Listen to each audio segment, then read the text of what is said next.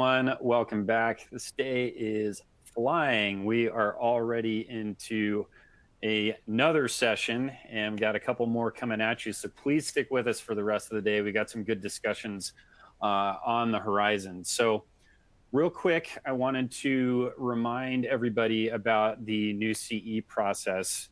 The SPD CE credits are now available throughout the conference. So it's not just all the way through and then getting your downloaded certificate. You can get the session CE certificates per session. So at the conclusion of each session, your one CE certificate will be automatically downloaded. If you need nursing credits, please stay tuned to the conclusion of the conference and you'll automatically be directed to your nursing CE certificate. Speakers for this next session are Wesley Waymer. Wesley is a value analysis coordinator at University Health. He is an experienced healthcare and supply chain professional who is credited for positively impacting clinical efficiency and C-suite leadership and protocols. And joining us once again as your host for this session is Mr. Hank Balch, who, as all of you I'm sure know, is the founder and president of Beyond Clean. So it's good to have him back. The presentation title is Making Green Make Sense, Unpacking Practical Sustainability and Value. Can sterile processing departments really go green? How do we ensure these green initiatives never compromise quality and value? During this session, we will discover the practicalities of implementing sustainable practices in sterile processing and the operating room space without compromising value and quality of care. Hank and Wesley will also demonstrate how going green can offer not only ecological benefits, but also tangible returns for your organization. Please join me in welcoming Wesley and Hank to the virtual stage.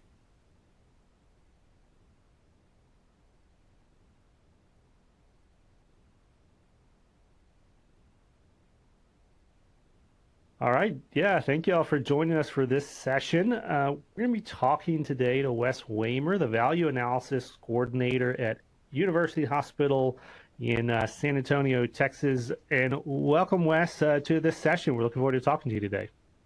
Thank you, Hank, and good howdy to everybody, because we are calling from Texas.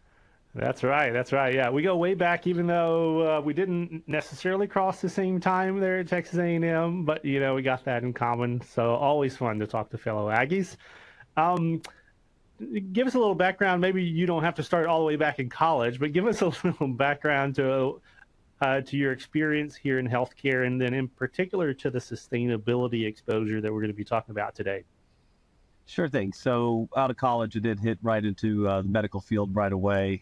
Took an asymmetrical path to where I'm at right now, but did gain a lot of industry insights, and that has provided me a lot of opportunities within the organization for growth.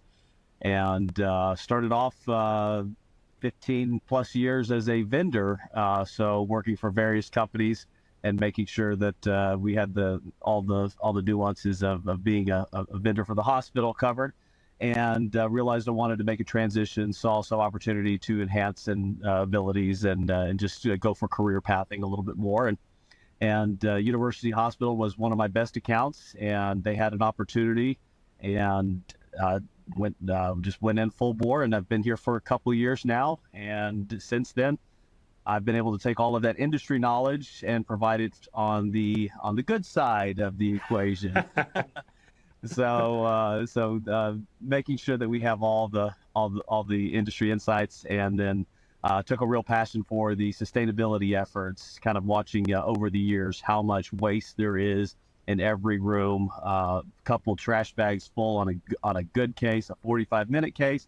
And it just always ticked in the back of my mind about how much medical waste we were adding to it. So sustainability has always been on the back of my mind, but in a position of leadership now, I've been able to kind of capture some of the what can we actually do about it and make an impact for us. So there's kind of where we're at right now, and I'm on the sustainability council that we're forming here. We're still in the beginning phases of this, but we do have a PhD champion from the ACO Hall that's helping us along the way. And that's one of the things I hope to talk about today, for how to get these programs going and how to get weight behind them to make a difference in each of your hospitals. Yeah, that practical takeaway is really important for us. So hopefully we'll be able to sprinkle those like, okay, so this is great ideas, but how do I actually do this in my health system? So we'll be surfacing that throughout this conversation. Um, I want to go back to something that you said, though. It's kind of, I feel like this is more rare than not to have a vendor go into the hospital. Like it's very common, I feel like, to have folks that are working in the hospital to go over to the dark side to work on the vendor side. But I don't hear as many folks like your story of, hey, I came to the vendor side and then you got sucked me into the good side. Is that your experience too, or am I just like meeting the wrong people out there? Maybe it's more common. No, no, no. You're spot on. This is an asymmetrical approach, as I prefaced with everything here. The opportunities as they present themselves and the incentivizations that are out there are in the device industry world. They have a lot more money. They've got a lot more Wall Street behind each of their backings, and they have future projections. And with that comes a lot of scrutiny. And kind of being on the forefront there and being a producer for so many years, I just kind of came to appreciate what was happening within the hospital, and look for long-term and longevity aspects of where I'm at in my career, because at this point I think I'm only at halftime, and looking at what's in the hospital systems, I think I could develop into a more impactful conversation going into the second half. Yeah, I love that. Like I don't know how strong this is in the supply chain space, but I know in sterile processing, the whole concept of the brain drain is real. It's like our best and brightest get pulled out because there is so much opportunity on the vendor side, on the manufacturer side. And so if you're really good at your job, you're really passionate, and you want to grow, it's like, well, you're not going to be hanging around the hospital too much longer. You get pulled out. And, and so, finding creative ways to incentivize folks to stay in the healthcare setting to keep improving the process, especially now with staffing the way that it is across the board.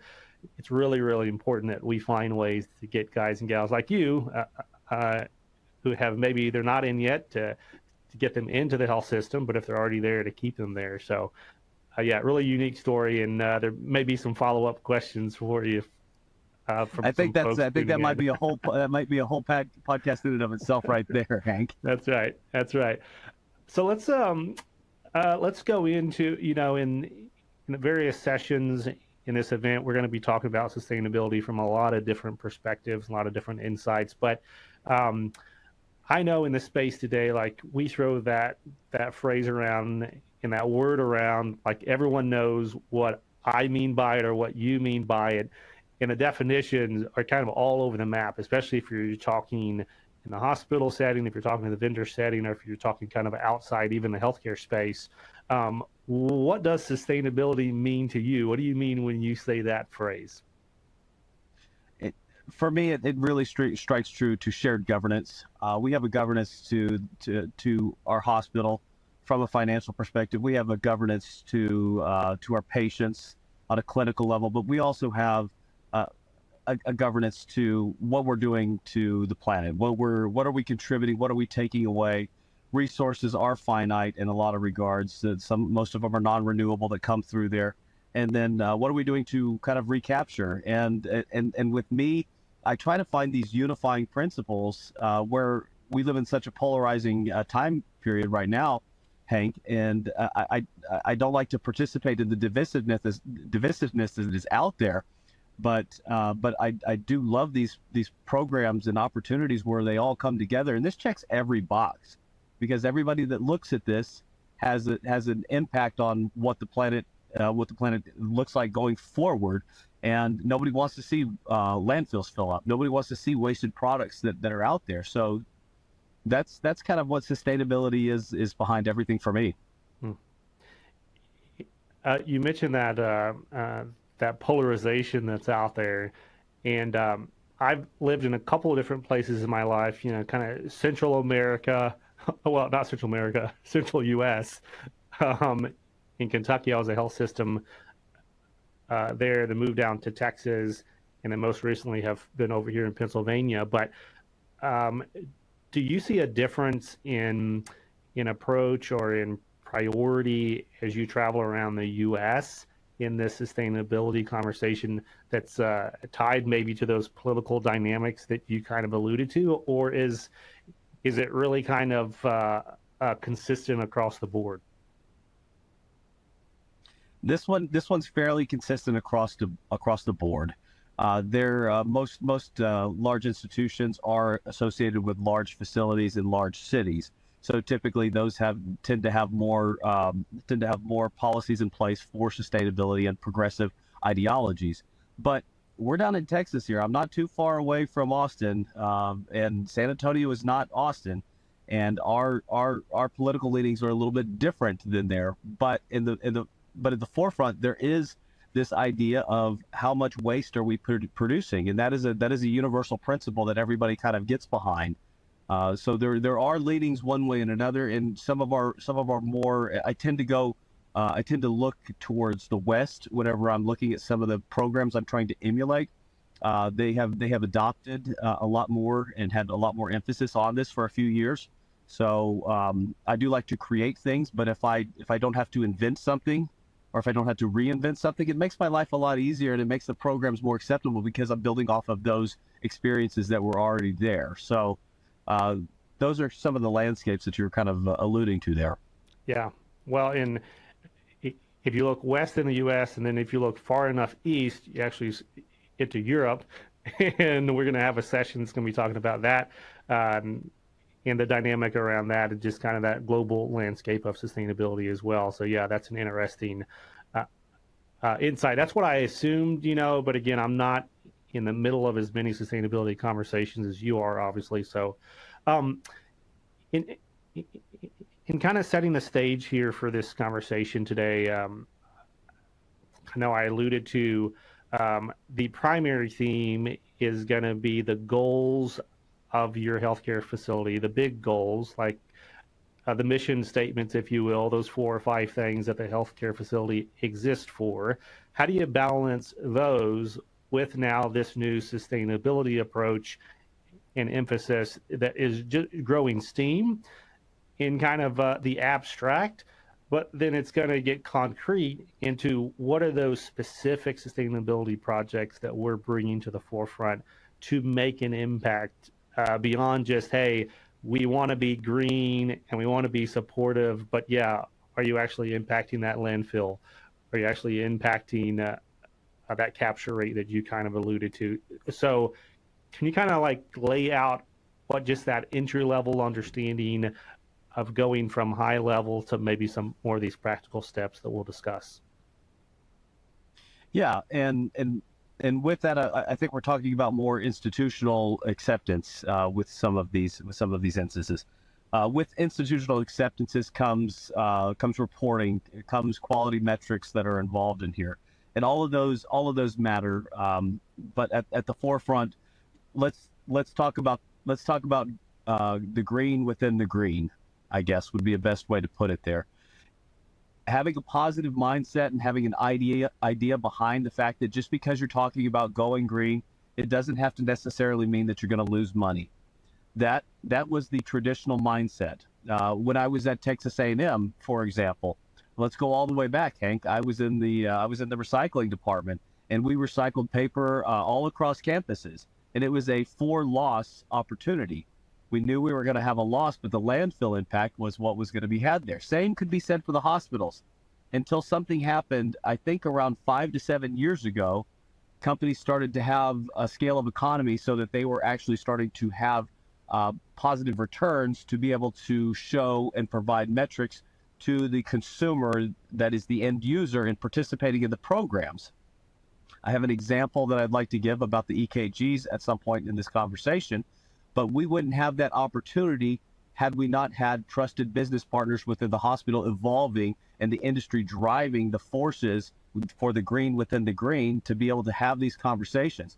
Having that mindset, going to your institutions, going to your leadership, and having the confidence to know that is a very, very big part of the project to be able to start.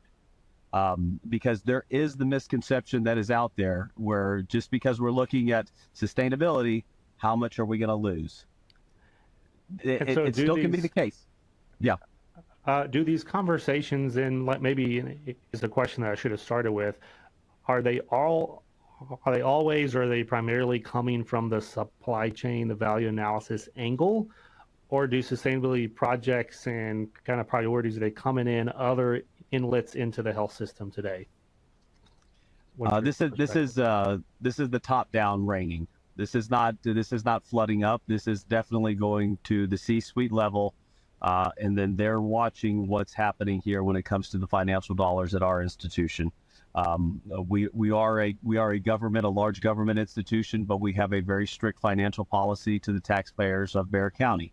Uh, much in line with a lot of our partners, a lot of my associates and colleagues that have come from the for-profit world around the area and the greater Texas area. So there is that ideology there, but it definitely starts with the C-suite and then continues within the supply chain side of things. Those are your and also the financial performance aspect of it.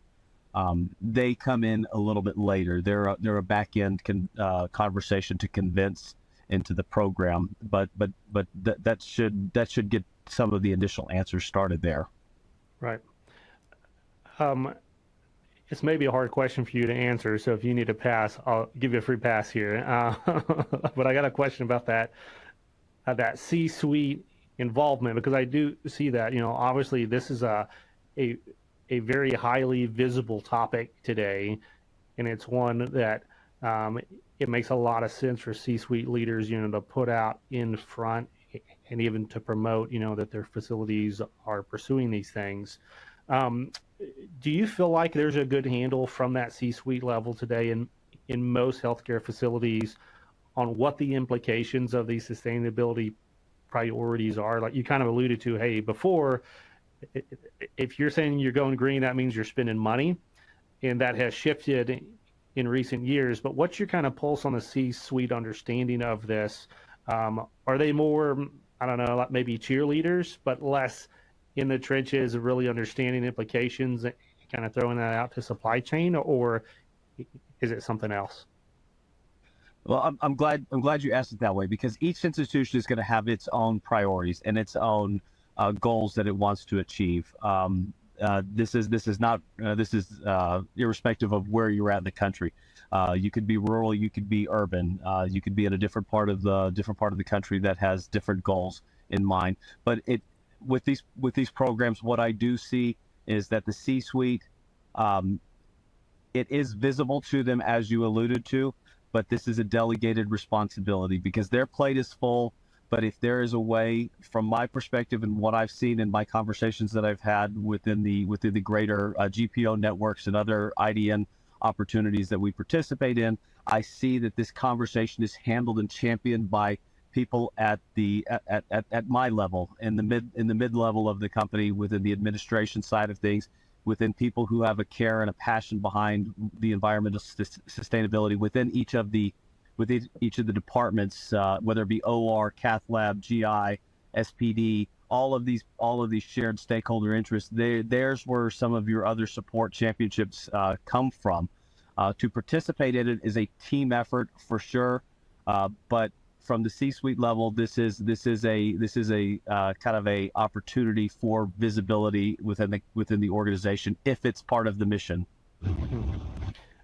So you bring up a great segue here to my next question, which is, hey, we just talked about the C-suite and in that top-down, responsibility, kind of casting the vision, giving the support. What does it look like for the grassroots to maybe, like, they're not the ones that's coming up with this priority, but they're the ones supporting from the ground level and actually making these projects actually work, making them tangible. Um, what have you seen out there, from the OR side, from the sterile processing side, of how these frontline professionals get involved, how they throw their passion behind these kinds of projects?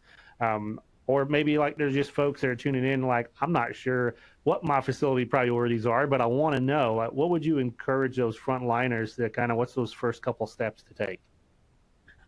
I I think being engaged with what your facility does on kind of the larger aspect. If you have town halls, if you have segments where it has employee feedback, sustainability week is out there. SPD week is out there. These conversations can happen within these larger plays and these larger opportunities to start asking questions. And that probably is the answer right there, is always ask questions. Find out if this is something that you are really passionate about.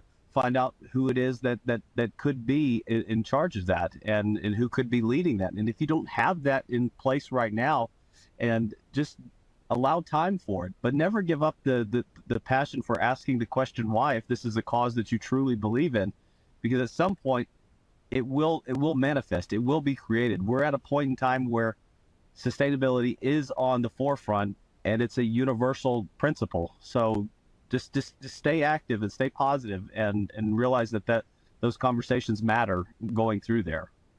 Yeah, I love that town hall kind of call out, because so many times there's like no questions at the town hall. You get the report, you get the conversation.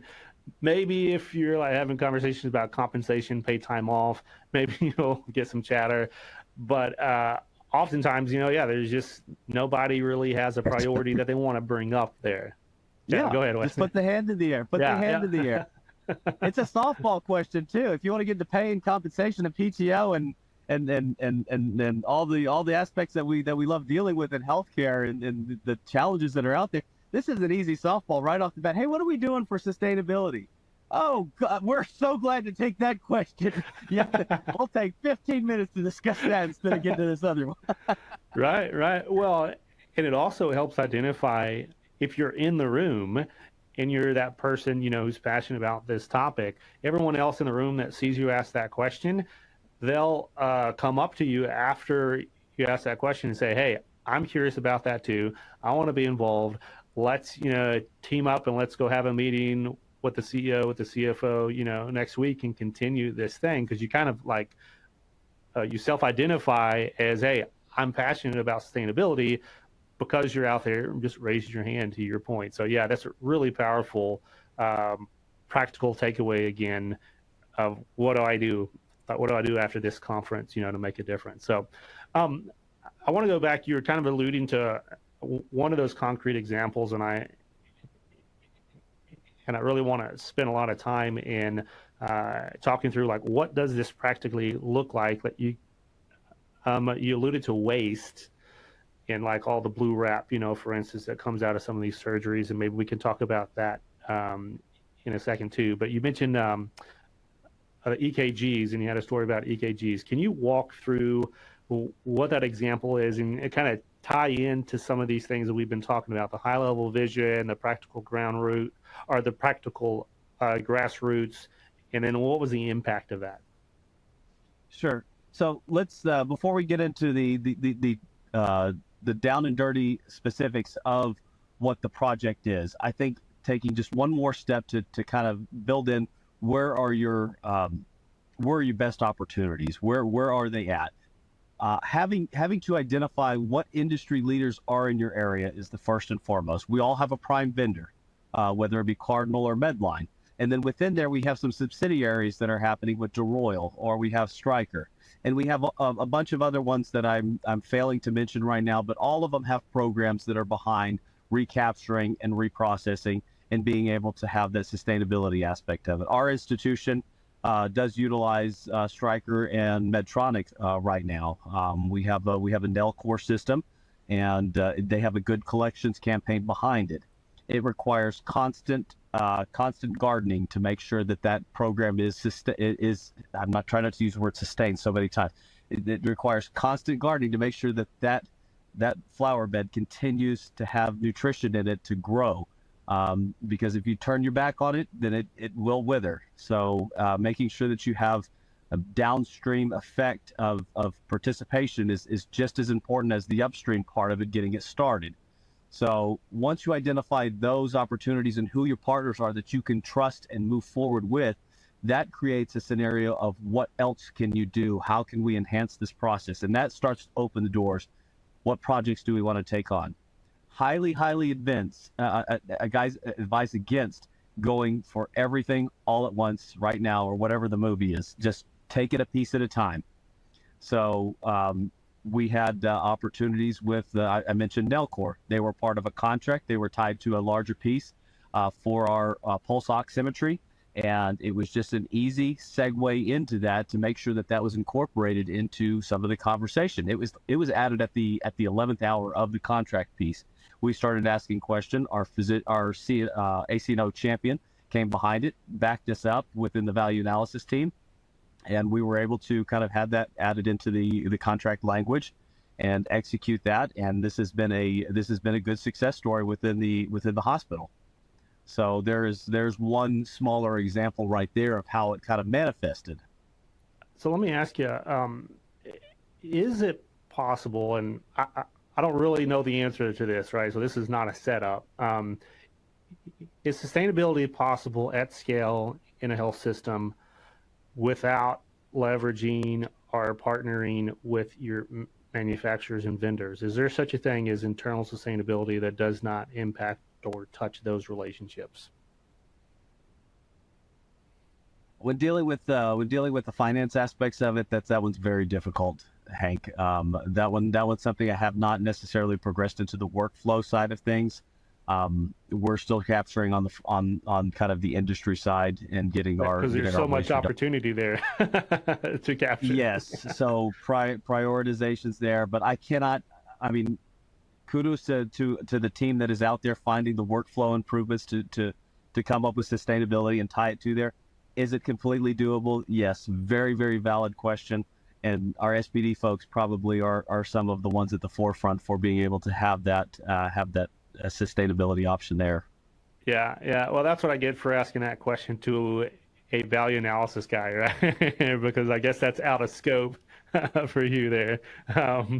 But yeah, that's great insight. So in those opportunities again, and you know, maybe let me ask you specific to this role, right? Because I'm imagining every health system out there has someone who's doing value analysis, whether or not their title is value analysis coordinator or not, you know, but what in particular in that role or in that kind of scope of duties, like where do you sit in your scope of responsibilities in driving sustainability forward? And I ask that question specifically again for the audience, if they're able to identify this person in their facility and they're not already all about sustainability like you are, what are those kind of conversations that you would recommend to kind of start those discussions? Is maybe you're the sterile processing manager and you go track down your value analysis coordinator. He's like, hey, I watched this conference. There's this guy on there named Wes, and he told me all these things. Like, what are those things that would really get your mind turning in that role? Yeah, very, very, very good question there, because there are people like me in every organization. Do they have the same title of value analysis coordinator? No, they do not. They may be in supply chain. They may be an OR manager. They may be a director of nursing somewhere in there. But to be able to tie in at a more kind of functional level to surgical tech, to processing tech, to tie into one of the admin side of things is a very critical piece, because I can't tell you how many times I have people like, oh, that's really cool that you're doing it. And I'm like, guys, I would really like some lifting on this end over here, if you know, from your department, if you could help out here. And I don't want to impose or ask, but at the same time, if people are passionate about this cause, rise up and say, hey, this is something I truly believe in, and kind of have those conversations there. But there are people out there within the organization that you can rely on. I would kind of gear those thoughts and those kind of looks for people who look at a bunch of different aspects within the hospital of process improvement. If they sign the back end of their emails with SSBB, Six Sigma Black Belt, these people are gurus when it comes to trying to find something to process improve.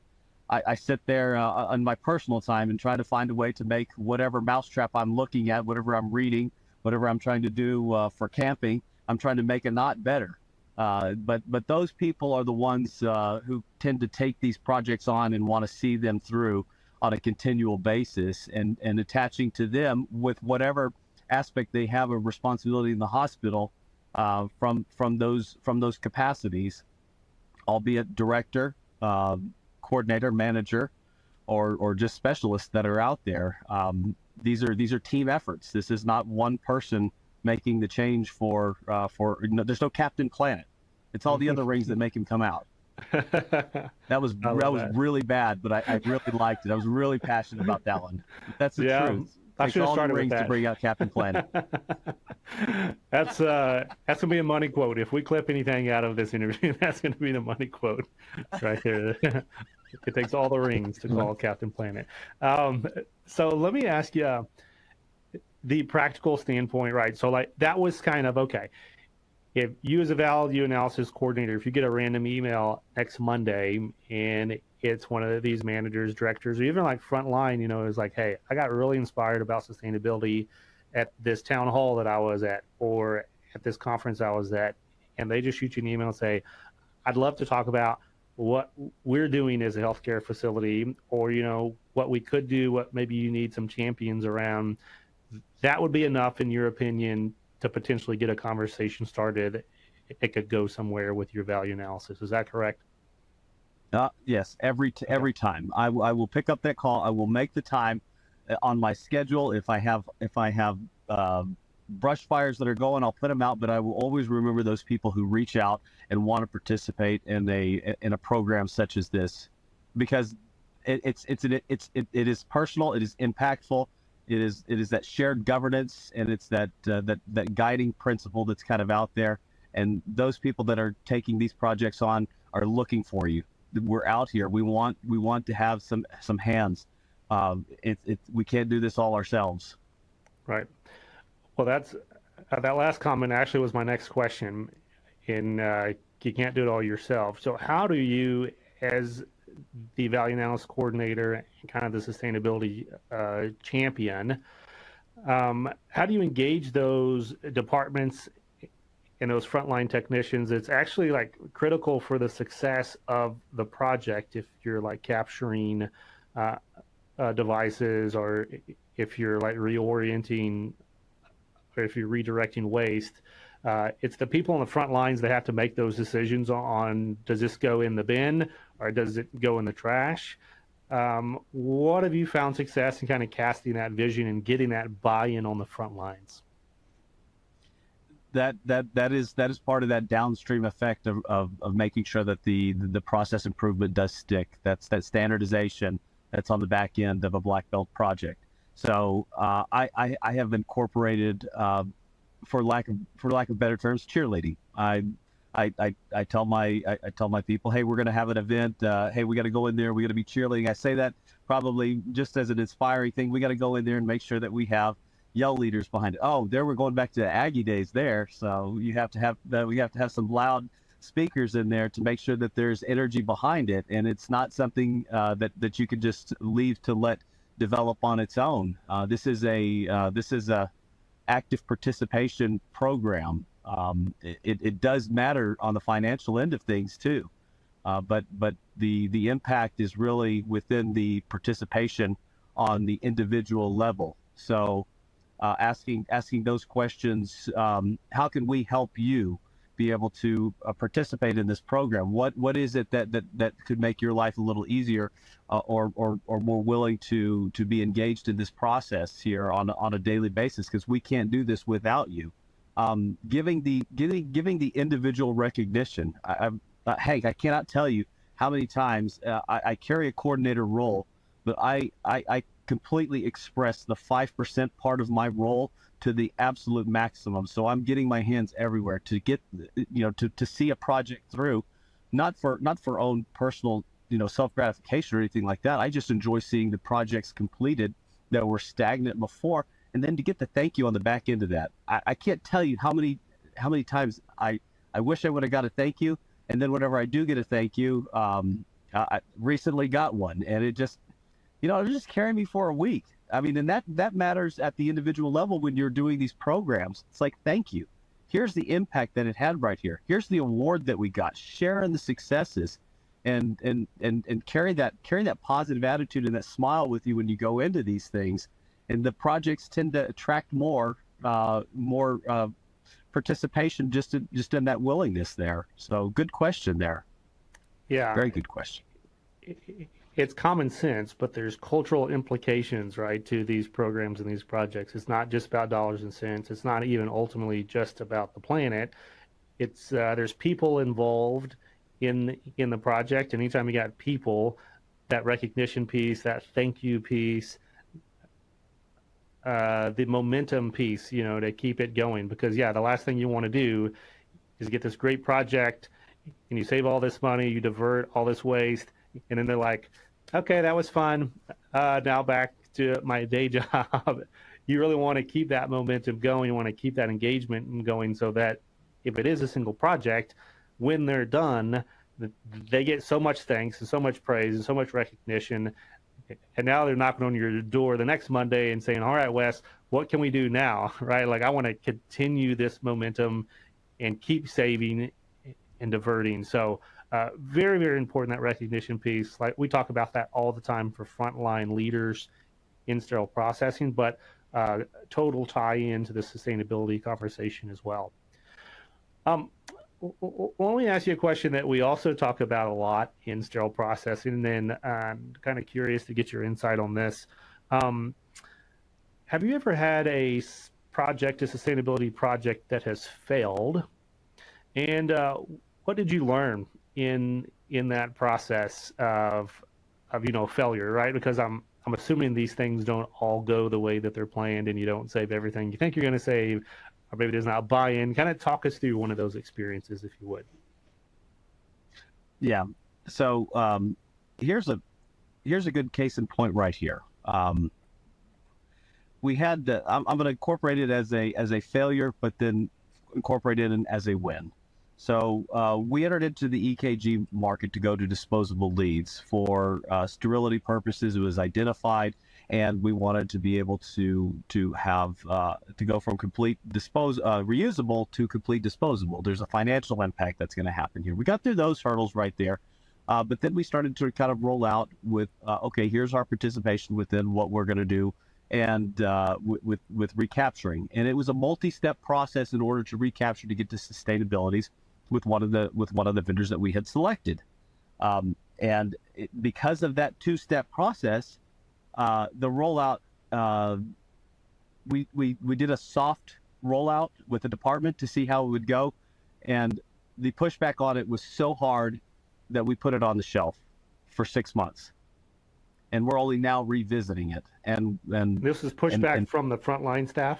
Pushback from the frontline users about capturing the EKG leads for disposable, and because it had to go from one trash bin and transfer to another collection agency, it became impossible to govern. We did learn our lesson there, and despite all the promises from industry, we realized logistically our organization was not going to be able to capture or participate in that.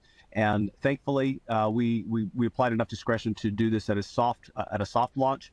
And then we're able to kind of tie in and say that this is not necessarily going to be something that we're going to want to go with for a long-term solution. So, learning from our mistakes there, we found another program that is a direct line there. So these participations, if you add any layer of instability to it, they will collapse on their own weight. They're very, very delicate to have the participation behind it, and thankfully we're now entering into a conversation where we have eliminated those processes that could add steps or add extra work to the end goal. Even though the end goal could have been met some other way, but the means were just too much for us to participate in. Yeah, it's I'll be the one to say this. It's hard enough to get clinicians to change their ways in general, but if it's a change of ways that adds a little bit more work or complexity to what they're already doing, I mean, that many times is very, very difficult. And to your point, if there's not that clarity of the goal or the mission, or the support, from the partner on the manufacturer side, I can totally see the impact of that.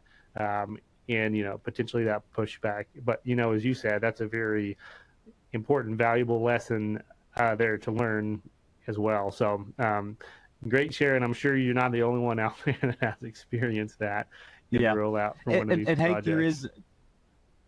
there are failures, and then there are optimizations that are out there. So don't lose sight of the fact that just because you have a failure, your whole program is not done.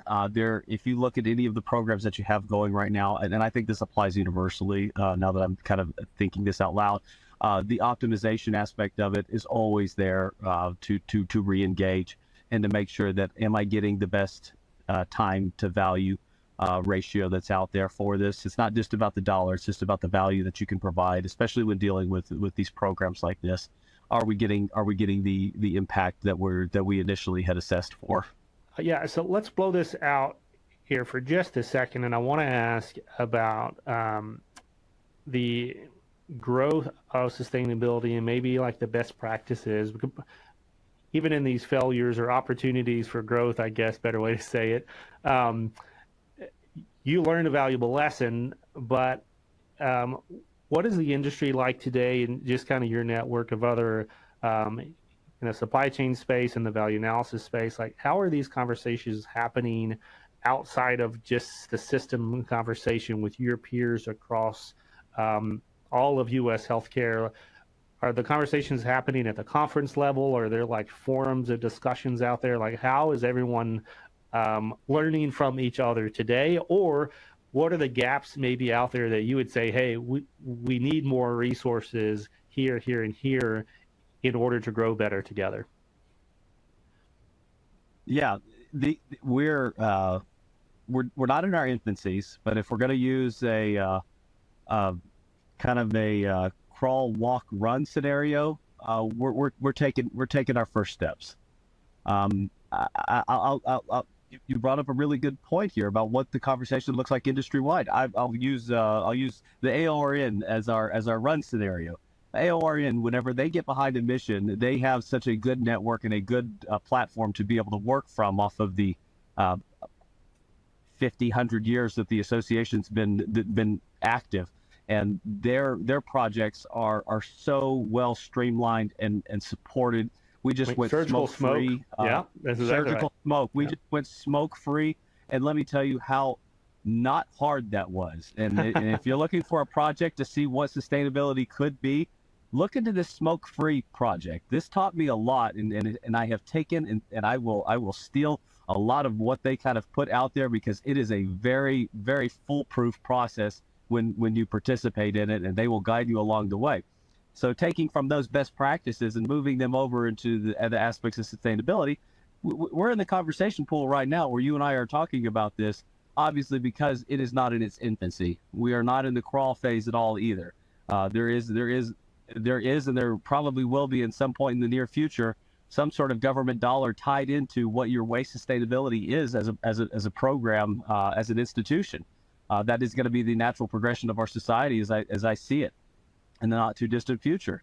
So with those broad conversations that are happening right there, take the best practices of what other things that you see out there right now where the national conversations are having. Value analysis is a very good one to mirror off of when we are in our walk phase. We're in stride. We're definitely not in the run phase. We're in the fifth chapter, or the fifth iteration for a lot of the GPO derivative kind of playbooks to work from. This is not a very deep volume to pull from if you look at the historical kind of impact that the industry has had. So there's good metrics to measure off of where we are and kind of what we're doing. Some of the gaps that are out there are within the institutional buy-in. We don't have a director of sustainability at any program that I'm aware of. I know they're out there. I just don't know who they are. And kind of networking in those project champions are something that we're actively involved in. My counterpart, Alexandria Garcia, she's actually on the board with Premier now, and through our efforts, we've gotten some recognition, And so these are things that we're participating in and trying to make a difference at the global conversation level. Hmm. So those So are some. Your background, coming from the vendor manufacturer side, I kind of want to pull that back in here for a second for this question on current state, where you are in that crawl, walk, run as a health system across the U.S., right? Like not zeroing in on your current health system, but just in general. Do you feel like today most of the sustainability education and drive is coming from manufacturers into healthcare, or is it the other way around? We got healthcare that's so hungry for sustainability that they're pushing manufacturers now when they come to the table for contracts. They're saying, "Hey, I'm not seeing a sustainability component to this contract. You need to go back to the drawing board." Like, where do you see those pressures coming from? I see the main driving force behind the institutions are not industry. Institutions are driving the conversation. Industry is pulling up behind it. They are seeing that if you want to do business with us from a competitive standpoint, to be ahead of all the other competitors that are out there, they're trying to get ahead right now, and they know that we've been asking for a while. How do we stay ahead of this thing? We are looking for this thing. And it just took a couple of industry kind of suppliers to be able to enter the market to get everybody else to realize, hey, we're going to lose money, or we could gain a lot more money. And I don't know which one. I don't know where the chicken and egg is on that one, but I do know that we're the ones that we're the ones kind of laying the egg and making the chicken happen on our end. Okay. So, I'm sorry that I made you use that analogy, but it was coming. You knew what you were doing, like right up on the front. So. Yeah. So everyone's kind of looking around saying, I don't necessarily want to be the first company to drop all the investment that it takes sometimes to change like your entire supply chain focus, and especially if it's like a reprocessing aspect of capturing that, like that can be a big impact for some of these very large manufacturers. But once that first domino falls, or the first couple dominoes fall, and then you're the odd company out, and you're one of the few, or the dwindling minority of the ones that don't have any sustainability that's wrapped into your supply chain, then you kind of start to stand out like a sore thumb, and you better have something, even if it's not as good as all the competitors. You can't come to the table anymore in 2023 and act like there's no such thing as sustainability out there. So let me ask you kind of the do's and don'ts.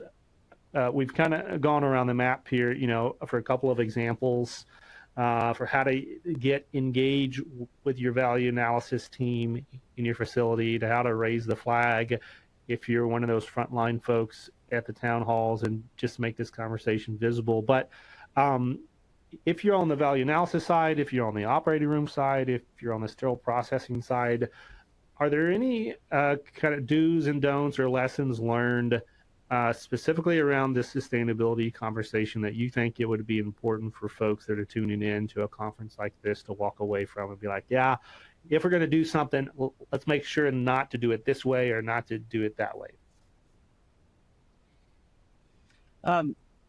Yeah. So let's start with the do list. These are the initial steps that you can take.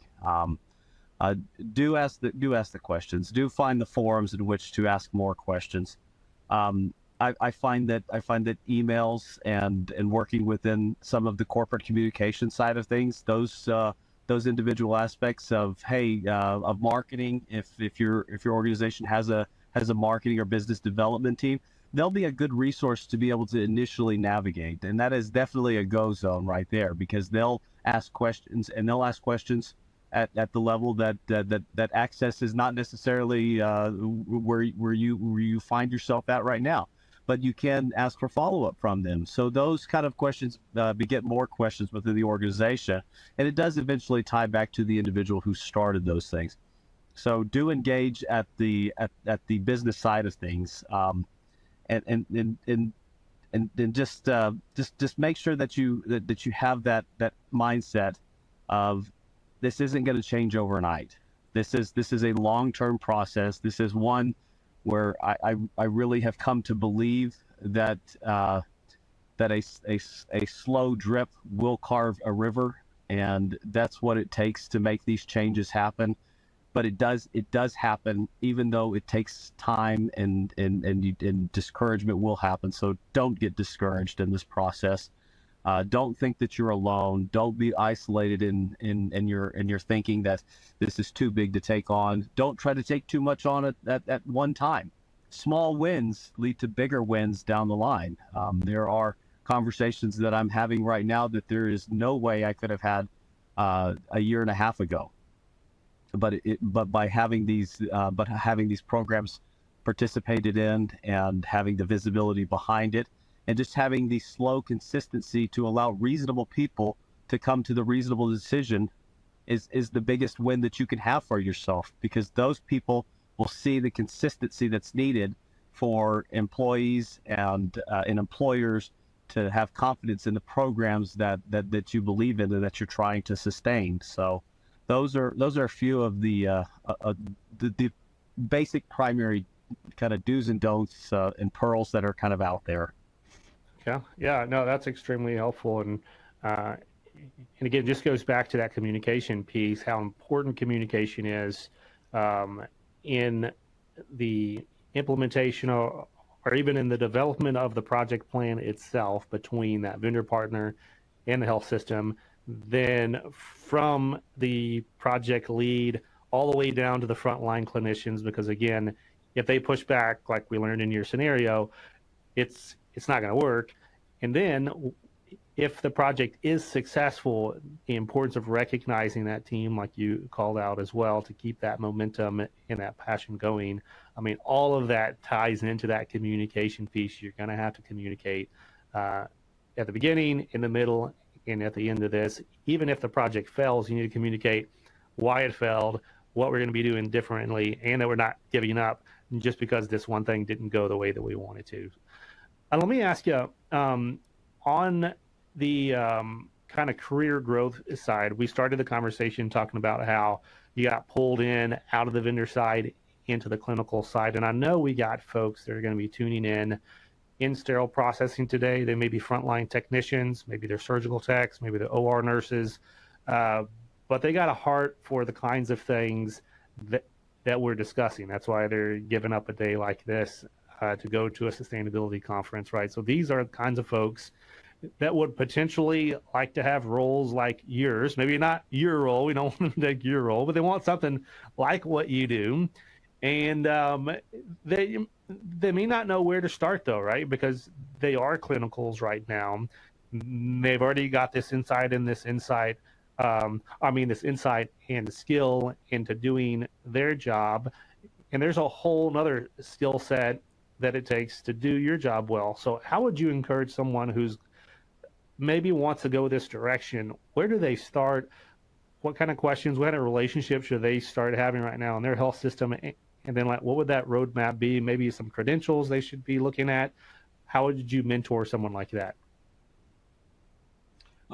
Very, very fair point. And just first off, having worked for a number of years in and around SPD, I know y'all are the front line. I know you are the best line of defense in so many different areas. So thank you for all the work that y'all do out there. As far as growth, I know what the grind of the job can be. But if you put the time in, if you ask the right questions, if you ask for career path development in your annual reviews, and if you ask for your one-on-ones, don't let those one-on-ones go. Make sure that there is accountability. Short of using the demand word, make sure that you have those moments to sit down there. Hey, I want my one-on-one. Here's what I'm looking to do. Every hospital I've ever been in that I've ever heard of has education dollars assigned to it. They want to reinvest in their people, and they want them to get the best out of it that's available every year. I let only $200 go away last year. This year, I'm going to go over by a few $100s, and I'm going to gladly spend that money to make sure that I have those extra acronyms that I'm going for, at the end of the email. So look for those. You don't have to go and get a degree right away. Find a certificate that's out there. Find a certificate that means something to what you want to do. Don't let college be imposing to you, or an associate's degree imposing to you. There are certifications that you can get, that you can take right now in order to make yourself better and set yourself up for opportunity in the future. And there is going to be a sacrifice on time and effort, but everybody, I do believe, has the ability to do this if they set the time and appropriate the measures behind it to kind of career path and career grow beyond there. And those networking opportunities are very key out there. Hank and I come from a university where we have an Aggie network. There is an alumni association that is very strong and is not going anywhere. Those alumni organizations are everywhere. So whatever you're looking within your hospital, take pride in the fact that you do work with people who are with you in this moment in time, and that this is a networking opportunity for you. And you'll look back on this time and be able to build upon that if you take the time to do that. But these do require time investments, and I do know how physically demanding and how mentally challenging the job can be, and what the labor's involved in SPD. So thank you, and I want to wish and encourage you all to always keep striving better. And to your point, Hank, I always welcome somebody to come and take my job, because I don't want to be in value analysis forever. So. Yeah, It adds a lot of gray hair down here these days. I don't really know what that's all about, but we'll figure out what that means at some point. well, on a more serious note, just hospital finances, everyone knows that health systems around the country can use every penny that they can save and divert, while also, like we've been talking about this whole interview, accomplishing the goals and the high, lofty goals of sustainability, right? Nobody wants to see the landfills overflowing. That's what you mentioned at the top. We're all on the same page. How do we do this effectively and strategically in the financial landscape that we find ourselves in 2023 American healthcare? And that's probably some of the gray hairs as you're navigating that every single day in your role. But the mentor piece that you called out, or that mentorship piece and that network piece, so critical, because it is a small world. Actually, the way that we got connected was one member of our Beyond Clean Advisory group said, "Hey, I know somebody that you should talk to about this sustainability topic." And Damon Miles connected Wes and I, and then here we are in the middle of this conference session. So it does matter who you know. It's not a cliche that coaches just say. Like, it matters who you know. So we get to know all of these roles and positions that Wes has called out in this interview: your value analysis coordinator, your C-suite, raise your hand at that town hall, and also your OR director and your materials management director. Even if you haven't heard sustainability conversations from them in the past, they could be just as passionate, if not more so, but they're just waiting for somebody else to come alongside them and say, "I'm going to be your cheerleader or your yell leader, and we're going to make this thing happen." So don't be afraid to step out of your shell. Anything else to add, Wes, as we wrap this up? I know I kind of took you a couple of different directions. I didn't know if you had anything else that you wanted to leave us with today. No, that summarized it very well at the end, Hank. Thank you so much for having me.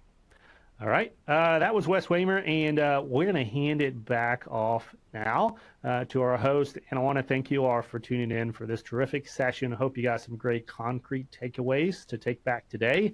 If nothing else, the next town hall, you know what to do. All right.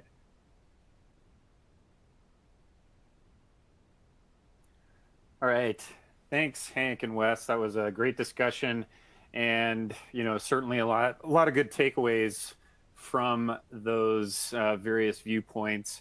One of the quotes that I pulled out of there is that from Wes is that it's these sustainability initiatives. It's a long-term process. So little by little, as you implement, you'll see improvements. And I'll pull a little bit of a money quote out of there: as a slow drip will carve a river. So Great takeaways. Thanks, guys. If you want to connect with them, if you have any other questions, Hank, as you know, is very visible and available on LinkedIn. Their contact information can be found in the speaker bio tool on the right-hand side of this page. CEs are available at the end of this session, and we're going to take a quick 10-minute break before we jump into the next session with Lindsay, Susie Collins, and Josh Andrade. So stick with us. We'll be right back in about 10 minutes. And thanks again for joining us today. We've got a lot more coming at you. Thanks.